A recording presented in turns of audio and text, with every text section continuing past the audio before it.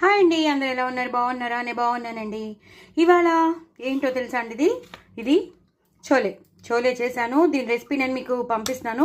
చాలా చాలా బాగా వచ్చింది. కాబూలీ శనగలతో చేశాను. పెద్ద పెద్ద శనగలు ఉంటాయి కదా, తెల్ల శనగలతో చేశాను. చాలా చాలా బాగా వచ్చిందండి. సూపర్బ్. ఇంకా ఎక్కడ పనికిరాదు, అంత బాగా వచ్చింది. నేను చెప్పినట్టు చేసుకుంటే మాత్రం నిజంగా యూల్ ఎంజాయ్ లాట్ అండి. You'll enjoy lot lot lot. నేను ఇలా చెప్పానని కాదు, నేను ఏమేమి వేసానో చూడాలంటే మాత్రం మీరు తప్పకుండా లాంగ్ వీడియో చూస్తేనే మీకు తెలుస్తుంది. చాలా చాలా టేస్టీగా వచ్చింది. నేను నిజంగా ఇంత టేస్టీగా వస్తుందని అనుకోలేదు. కానీ సూపర్బ్. నేను వేసిన పౌడర్స్ కానీ ఆ చోలే మసాలా, నేను బయట నుంచే తెప్పించుకున్న చోలే మసాలా పౌడరే వేసాను. ఇంట్లో ఏదో గ్రైండ్ చేసి కాదు. చోలే మసాలా మాత్రం బయట నుంచి తెప్పించుకున్నాను. మిగతా అవన్నీ మన ఇంట్లో ఉన్న జీలకర్ర పౌడరు, ధనియాల పౌడరు అన్నీ వేసి చక్కగా, అందుకే చెప్తున్నాను లాంగ్ వీడియో చూస్తే మీకు తెలిసిపోతుంది. పక్కన ఉల్లిపాయలు లేకపోతే ఎలాగా, అలాగే పూరి బటూరా లేకపోతే ఎలాగా, బటూరా కూడా కంపల్సరీ ఉండాలి కదా. ఇలా తీసుకుని ఇలా నంచుకుని తినడం మీకు అందరికీ తెలుసు కదా.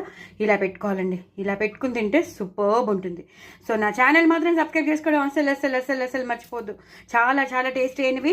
వీటిని కూడా ఎలా చేయాలో నేను చెప్పాను. గోధుమ పిండి తీసుకోవాలి, ఎక్కువ గోధుమ పిండి. అందులో 2-3 స్పూన్లు బాంబే రవ్వ కలిపేసేసి ఉప్పును కొంచెం వాటర్తో కలిపేసుకోవాలి. ఉప్పు వేయాలి, కొంచెం బియ్యం రవ్వ ఉప్మా రవ్వ వేసేసి, మన సూజీ రవ్వ అంటాం కదా, ఆ సూజీ రవ్వ వేసేసి మనం పిండి కలిపేసుకోవాలి. మనం గోధుమ పిండి చపాతీలకు ఎలా కలుపుకుంటామో అలా కలిపేసుకోవాలి. అంతేగాని వేరే ఇంకేమీ వేయకూడదు, బాగోదు.